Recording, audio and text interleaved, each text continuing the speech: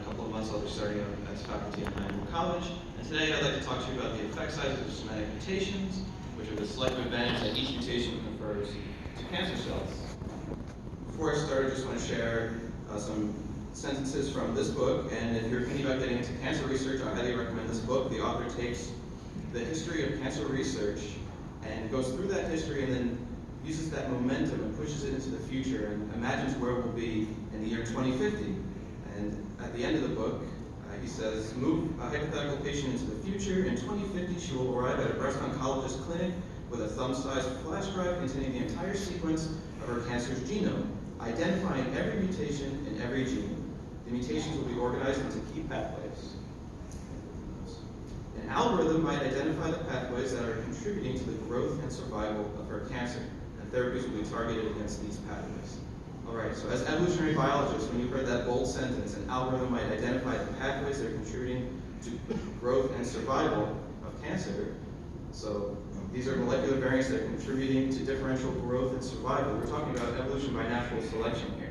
So today what I'm going to talk about is how we can use an evolutionary understanding of cancer growth and tools from evolutionary biology and the genome sequences we're harvesting from tumors and normal tissue to estimate the intensity of selection for the molecular variants driving cancer, and that's what we call the cancer effect size. So the differential contribution to growth and survival to cancer lineages that the mutations confer. So what can an evolutionary understanding of these cancer effect sizes tell us about cancer?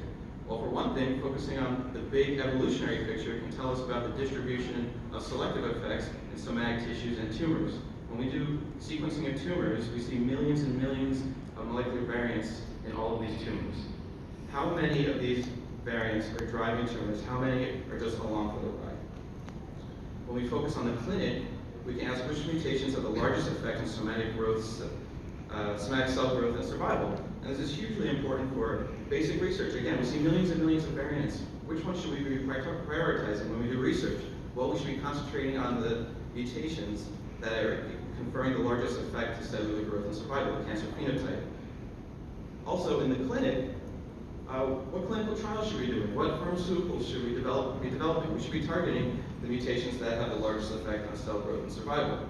And finally, focusing on the patient, we can start to answer this question, why me? If we know which variants are driving the cancers, we can also know what mutational processes gave rise to those variants and why patients are getting cancer. So to quantify this cancer effect size, we need to deconvolute the rate we're seeing substitutions in these tumors from the baseline mutation rate that these substitutions originally arise at and the degree by which they're selected in the cancer cell lineages. So cancer is an evolutionary process whereby mutation creates variation. So it's not coming up on the computer, but it's coming up over here. Perfect. Microphone's over here. All right, so mutation creates variation. Unfavorable mutations are selected against. Reproduction and mutation occur. Favorable mutations are more likely to survive and reproduce. So the difference here between the rate that mutations occur and the intensity by which they're selected to reproduce is what's important. So consider a molecular variant that has some rate of fixation. There's the actual flux of the somatic variant substitutions across multiple tumors that we detect in sequencing. And then there's the flux of substitutions expected to occur just through mutation and fixation in the absence of selection. And this is the scaled selection coefficient that's used in the literature and also what we call the cancer effect size. I just put a little star here because I want to emphasize that under the hood there's a lot more mathematics going on here in our models and in our software packages. But I can't get into that in that talk, but I'd be happy to talk about it. So let's consider 3 different molecular variants in the genome. This is what we don't know. There's some expected rate of fixation in the absence of selection, and it varies hugely over the genome. So olfactory receptors have a high intrinsic rate of mutation just at the gene level. L to L mutations have 4 different ways of occurring, so that has a high intrinsic rate of mutation, and KRAS G12C has a low intrinsic rate of mutation. By comparing the difference here from the observed rate to the expected rate, we can see this big difference represents a high intensity of selection for that variant and it confers a high growth and survival effect to cancer cells, whereas these do not. Okay, so how do we estimate the mutation rate throughout the genome? Here's chromosome 14, and you see the mutation rate varies hugely throughout this chromosome, over an organ magnitude. But luckily, it varies with some covariates that are very useful to us. And I'm glad I just went after the previous speaker, because you saw how much expression level is different between tissues. So we use tissue-specific gene expression level, replication timing, chromatin state, and the scattering of synonymous mutations throughout the genome to get an estimate at the gene level what the mutation rate is in the absence of selection. And then within genes, of course, these genes are composed of nucleotides, and the rate that every nucleotide mutates to every other nucleotide is highly dependent on that nucleotide's neighbors. So this C and this C have a different mutation rate to T, let's say, given that its neighbors are A and G and its neighbors are A and T. But luckily for us, the mutational processes in somatic tissues leave telltale signatures when they occur.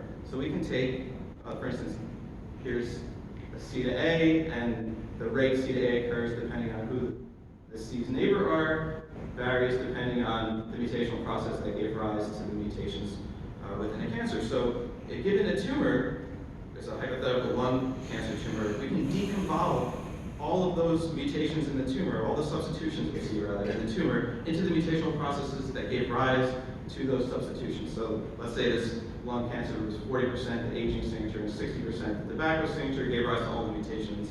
So now we know the rate that mutations occur given the mutation and its neighbors, and we can combine these for every amino acid position in every gene to get the mutation rate to every other amino acid that we're expecting in the absence of selection. So this is KRAS, position 9, 10, 11, etc., to every other amino acid given a single nucleotide variant. And we can do this for every gene, and I just want to emphasize here, EGFR is a high intrinsic rate of mutation, beta-catenin is a low, KRAS is in the middle, but every other amino acid depends on its neighbors.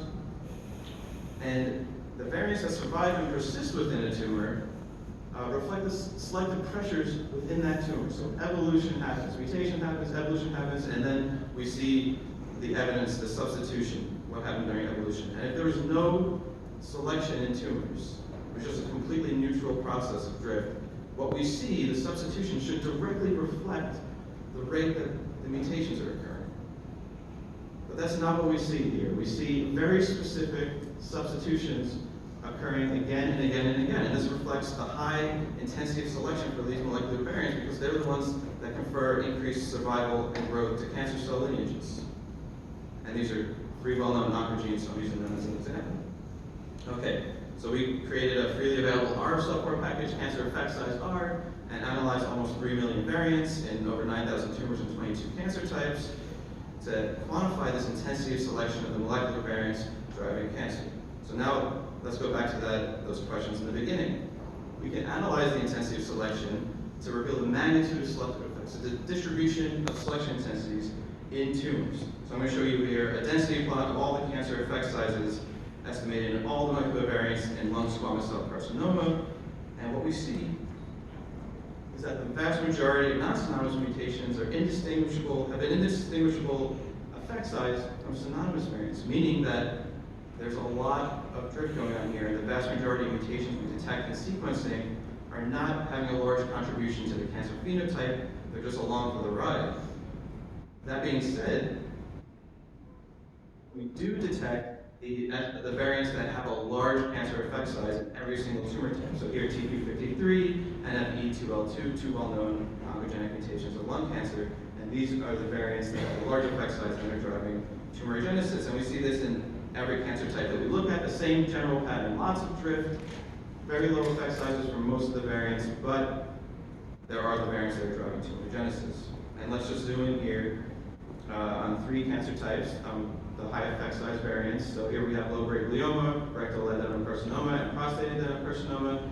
And we can rank the molecular variants of high effect size by their cancer effect size. So now we can rank the variants driving tumorigenesis by their effect on the cancer phenotype. So this is a ranking of the importance of these genes to the cancer in which we find them. Often in the literature we see genes ranked by a statistic that represents if they're overburdened or not with non-synonymous mutations, but ranking by a p-value doesn't confer the importance of the effect of that variant because p-values are a threshold of belief and not a measure of effect, like an effect size here. So I just want to emphasize that by deconvoluting the mutation rate, we can get an understanding of low frequency variants that actually have a high effect, and they're low frequency not because they have a low effect on the tumor, but because they have a low intrinsic rate of mutation. So in LGG and low-grade glioma, we see BRAF and NRAS, in rectal adenocarcinoma, MAL3, and in prostate, COL3, ROA, HRAS. These are all variants that at the gene level, they don't look significantly mutated, but when you zoom into a specific variant, they have a very high substitution rate given what we expect of given their mutation rate. And as more data becomes available, we get a better sense of these variants that have a very low mutation rate but a high effect because we have more samples and we can detect them. After we published that, this amazing paper came out that has 1,000 prostate cancers. So they sequenced a ton more prostate tumors, and they had this long tail of the drivers of prostate cancer, a few mutations. A few genes have lots of mutations, lots of genes have few mutations. And the question is, all of these genes in this long tail, do they have a large effect as well, or do they just have a low intrinsic mutation rate? So we can reorder this by effect size and show, yeah, some of these that you see a few times, actually, we estimate they have a large effect in the tumors that they occur in. And we can also tangibly represent this with the substitution rate in the population. Okay. So in the interest of time, I just want to push forward here and get to that third question, the why me? So I just showed you that mutational sources leave telltale signatures in the genome, and now we can calculate the cancer effect size. We know the extent to which these molecular variants are driving the tumors in which they occur. So if we know the extent that these molecular variants are driving tumorigenesis, how much they drive growth and survival, and we know what processes gave rise to them in the tumors, we can calculate the population-level cancer burden attributable to every mutational process. So here we have this aging and tobacco, and this lung cancer again. If this person had a KRAS G12C variant, we know the exact nucleotide mutation that caused that, and we can attribute that to either of the signatures present in their tumor. And here it looks like tobacco is the most likely culprit of this variant. This tumor also had a TP53 mutation, and it's most likely that the aging signature gave rise to that. So we can combine all this information and say what mutational processes are giving rise to the largest extent of the cancer phenotype in the population. And of course, in lung cancer, we see tobacco. And 70 years now, statisticians and epidemiologists have been saying tobacco and smoking causes lung cancer. Of course, we know that. But now we have the proverbial smoking gun here, unintended. We know the signature of tobacco, we know the causes of cancer, and we see that they're directly linked. And here we have brain cancer, and just on the other end of the spectrum, we see the vast majority of brain cancers can be linked to just the processes that are endemic in cells and endogenous in aging. So now we can ask how much of cancer is bad luck and how much is caused by external sources, because we have the signatures that accumulate with age, and we have the signatures that accumulate exogenously. So we can rank tumors by how much the mutational processes are just clock-like and accumulate with age, and how much they're less clock-like and more clock-like. And this is what we see here. So skin cancer, thyroid, lung cancer, etc. Not surprising, UV, tobacco, we know this. The brain cancers are mostly aging, and everything in between. And this is really promising because it's showing that the vast majority of cancers are driven by molecular variants that are caused by things that we can control their exogenous processes. So I have 1 second left. These are my conclusions, and I just want to thank everyone in the Townsend Lab, especially my postdoc mentor Jeff Townsend, Stephen Gaffney, and my funding from the Algilia collaboration at NIH. Thanks.